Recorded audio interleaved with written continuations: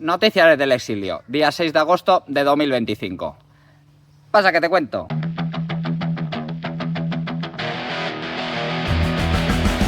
Hoy vamos a hablar de la más que posible imputación de Pablo Iglesias por delitos como revelación de secretos y asociación ilícita, y vamos a hablar también de los chanchullos de la hija de Pedro Sánchez.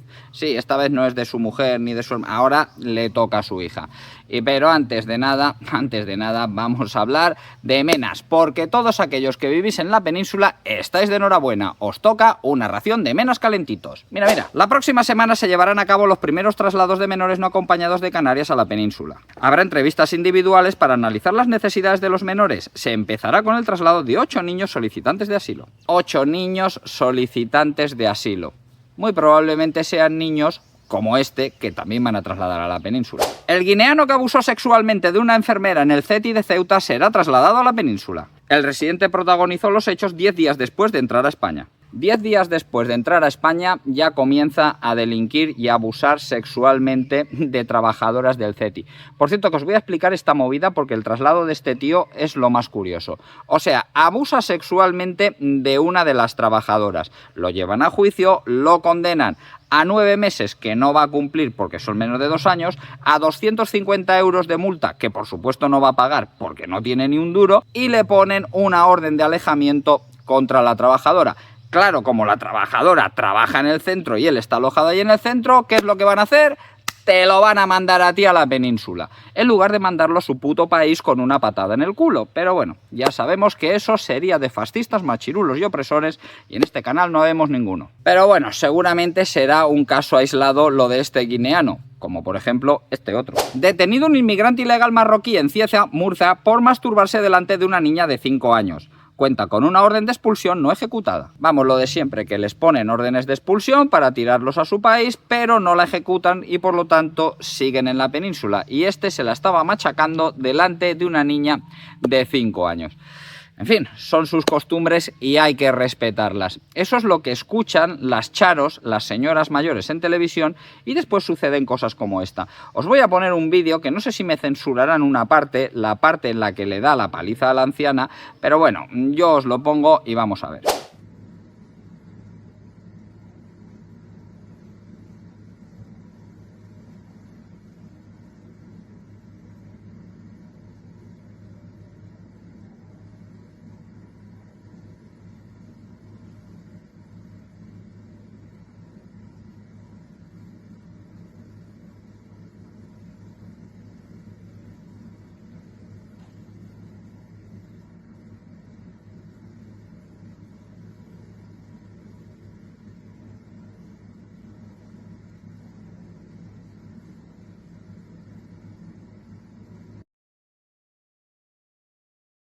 Pero fijaros en el poco instinto de supervivencia de esta señora.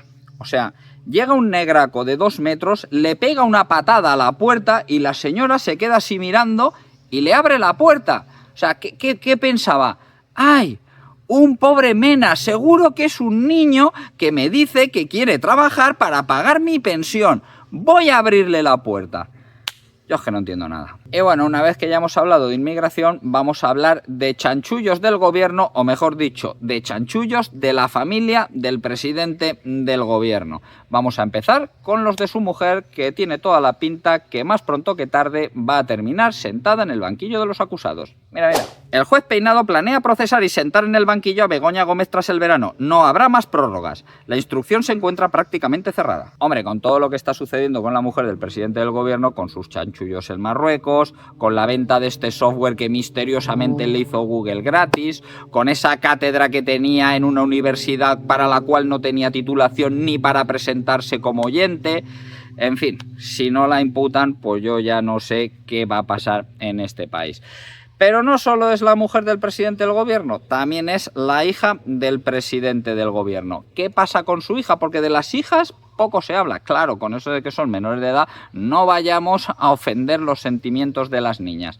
Aquí tenéis esta noticia, luego os pongo un vídeo y después la comentamos. Mira. La turbia vida de la hija de Pedro Sánchez, consulado Falcon y escuela elitista. Todo parece indicar que la primogénita del presidente del gobierno y de Begoña Gómez goza de privilegios de más en su desconocida estancia en Suiza desde hace meses. Bueno, os contaría yo esta historia, pero es que la ha contado Cárdenas de maravilla y es un tío que me cae muy bien y que me parece un periodista como la copa de un pino, así que aquí os pongo el vídeo de Cárdenas y después pues ya hablamos. Hola a todos, ¿cómo estáis? No sé si conocéis la historia de la hija de Pedro Sánchez. Ella estudia en una de las universidades más caras del mundo. Sí, en Suiza, en una de las universidades más prestigiosas y más elitistas del mundo.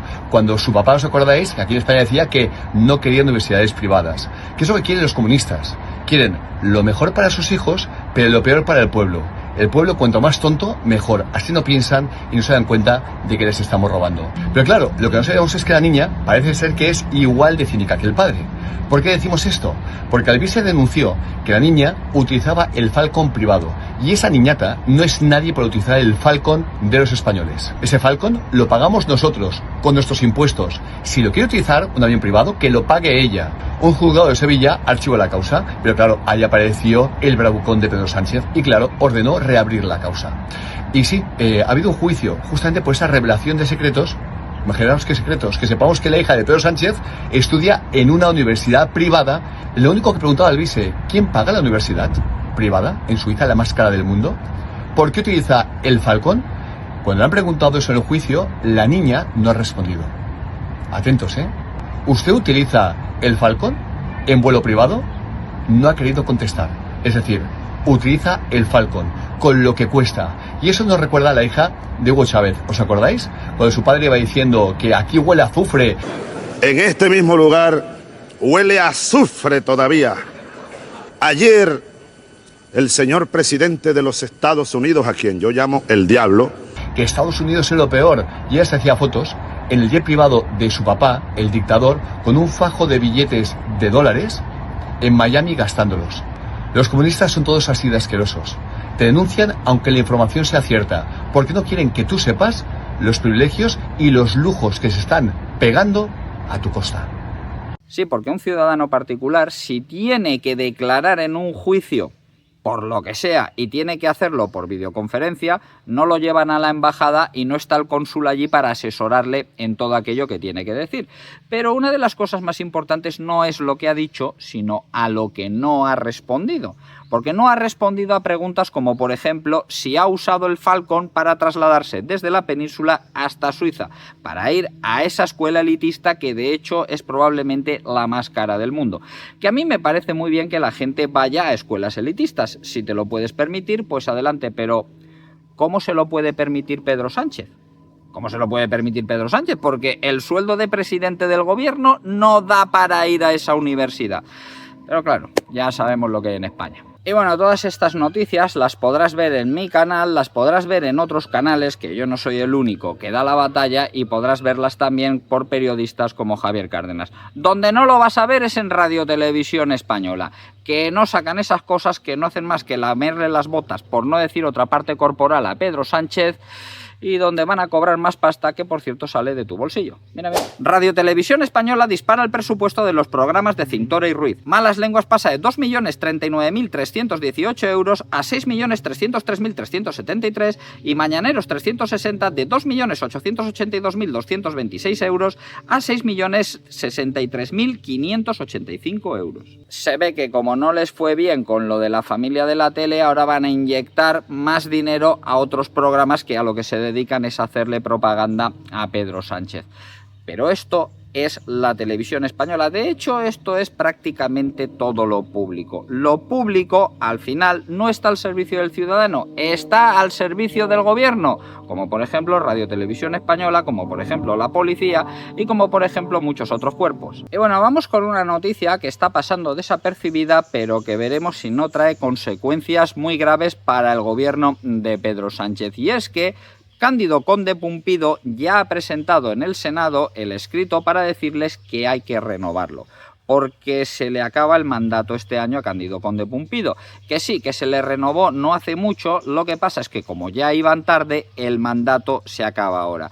Aquí os dejo este reportaje donde lo explican más o menos bien. Ahora va a haber que reelegir a esos 4 miembros del Tribunal Constitucional, entre los cuales se encuentra Cándido Conde Pumpido, que todos sabemos la afiliación del mismo. Así que, ¿qué va a hacer el Partido Popular? Porque esto depende del Senado. Y en el Senado el que manda es el Partido Popular. ¿Qué va a hacer el Partido Popular? ¿Va a colocar a otros amiguetes del PSOE? ¿Va a colocar a alguien que haga su puñetero trabajo de una vez? ¿O va a hacer como se supone que tenían que hacer hace mucho tiempo, que es despolitizar la justicia? Pero claro, seguro que ahora te viene algún entendido a decirte que es que el Tribunal Constitucional no pertenece al Poder Judicial. Que oye, es cierto, técnicamente no pertenece al Poder Judicial, pero es que hoy en día el Tribunal Constitucional se ha convertido en una especie de último recurso para los socialistas, que después de que ya los hayan condenado todos los jueces posibles, pues nada, que ahora le decimos al Tribunal Constitucional, oye, Cándido, que lo de tu hijo no quieres que se sepa, ¿verdad? No interesa que se sepa, ¿verdad? Pues bueno, tú di que se ha violado cualquier derecho constitucional y a la calle con mis colegas. Básicamente algo parecido a lo que podría haber pasado, presuntamente, con todos aquellos de los ERE, que estuvieron en la cárcel un tiempo, pero que ya están todos en la calle. Y para los que seguís pensando que lo público es eficiente, aquí tenéis este nombramiento. Orden del 30 de julio por la que se nombra director de gabinete del presidente del gobierno a don Jorge Pérez Najarro. Director de gabinete del presidente del gobierno. ¿Qué significa esto? Pues significa que el presidente del gobierno necesita un gabinete. Bueno, podría ser comprensible que un presidente del gobierno necesite un gabinete. Así que lo que hace el presidente del gobierno es elegir a un director de gabinete que dirija ese gabinete, pero como está demasiado ocupado, ese director tiene que tener su propio gabinete. Y ese propio gabinete necesita también un director de gabinete. Así que al final tienes un director de gabinete del presidente del gobierno. ¿Qué te ha parecido, Pues todo esto lo estás pagando tú. En fin. Los que seguís este canal desde hace tiempo sabréis que a mí no me gustan mucho los chismorreos, no me gustan los rumores, me gusta más bien dar noticias que estén contrastadas, aunque alguna vez me la puedan haber dado con queso como a todo el mundo. Yo por lo menos intento contrastarlas y si hay algo que es un rumor, lo digo claramente, oye, esto es un rumor, cogéroslo con pinzas, pero es que hay cosas que hay que decirlas porque ya uno no lo sabe. Mirad esta noticia, ahora lo comentamos y vosotros dejadme lo que os dé la gana en los comentarios, que para eso sois libres y en mi canal no hay censura. Casa Real alquilaba una finca en Marrakech para Felipe VI donde se veía con un joven marroquí de 20 años. Uno de los amantes de Felipe VI sería un joven veinteañero de Marrakech. Mirad. A mí que alguien sea homosexual, gay o como lo queráis llamar, me parece estupendo. Que el rey de España fuese homosexual, gay o lo que sea, me parecería estupendo también. Ahora bien, esta noticia no es relevante por el hecho de que el rey pudiese ser gay, sino de que iba a Marruecos a verse con un joven marroquí de 20 años. Si esto fuese cierto, que no lo sé, porque insisto, el medio en el que se publica es un medio bastante antimonárquico y quizá lo hacen por tocar los huevos, pero si fuese cierto, empezarían a entenderse muchas de las concesiones a Marruecos y empezaría a entenderse por qué el rey no está moviendo ni un puñetero dedo por lo que está sucediendo en el Sáhara Occidental y empezarían a entenderse muchas cosas, así que aquí cuadrarían muchas cosas si esto fuese cierto, porque igual no es solo el presidente del gobierno el que está ahí metido con el tema del Pegasus. Igual, Mohamed VI no tiene información solo del presidente del gobierno, sino también del rey de España. Y entonces podríamos empezar a entender muchas más cosas. Y si bien esto que os he dicho es un rumor, porque insisto, esto es un rumor, no puedo decir que sea cierto, no está contrastado y desde luego el medio en el que se publica no es lo más fiable, lo que os voy a decir ahora sí está contrastado y sí va a suceder. Mira. Abren diligencias penales contra Pablo Iglesias y su medio Canal Red por organizar una red de acoso digital contra influencers como Jesús Santorio, por asociación ilícita, revelación de secretos, acoso digital y delito de odio. Sí, resulta que Pablo Iglesias y sus amiguetes tenían un grupo de Telegram en el cual presuntamente cometían todos estos delitos y ahora va a ser sentado en el banquillo. ¿Vosotros os imagináis esto? ¿Un vicepresidente del gobierno sentado en el banquillo? Porque Pablo Iglesias, para desgracia de España, para vergüenza de España, diría yo, fue vicepresidente del gobierno. Aunque bueno, tampoco sería muy de extrañar que terminase sentado en el banquillo el actual presidente del gobierno, que es Pedro Sánchez. Y sí, esto no es un rumor. Aquí tenéis el papelito que acredita que Pablo Iglesias se va a sentar en el banquillo, o por lo menos se han abierto diligencias contra él y contra otras personas. Y mira, hoy parece que la cosa va una de cal y una de arena, que yo la verdad nunca acabo de entender cuál es la buena, la de cal o la de arena, porque a mí me parecen una mierda las dos. Pero aquí tenéis otra noticia, que esta desde luego no está contrastada, y esta sí que es una mentira como la copa de un pino, pero la dan en todas partes. Mira. Las altas temperaturas provocan 1.060 fallecidos en julio en España, un 57% más que el año pasado. 1.060 muertos por la ola de calor en España. Pero ¿quién coño se cree todo esto? O sea, vosotros cuando vais por la calle veis gente tirada ahí en el suelo, ahí en plan película de apocalipsis zombie, la peña muriéndose por ahí pidiendo agua, agua, calor, me estoy derritiendo. Pero ¿qué mierda es esta? Que calor ha habido todos los años. ¿Cómo que 1.060 muertos por el calor? Esto me parece que es lo mismo que sucedió en La Riada, pero a la inversa. ¿Que en La Riada el río arrastraba un coche y el tío se mataba? Ha sido un accidente de tráfico. Esto no ha sido cosa de La Riada, hombre, esto ha sido un accidente de tráfico. ¿Que se ahogó porque tenía agua en los pulmones? Bueno, insuficiencia respiratoria. Esto no tiene nada que ver con La Riada. Pues aquí me parece que viene a ser lo mismo. ¿Que alguien se muere de algo? Bueno, pero hacía mucho calor, ¿verdad? Sí, estábamos a más de 35, sí, pues ha muerto del calor.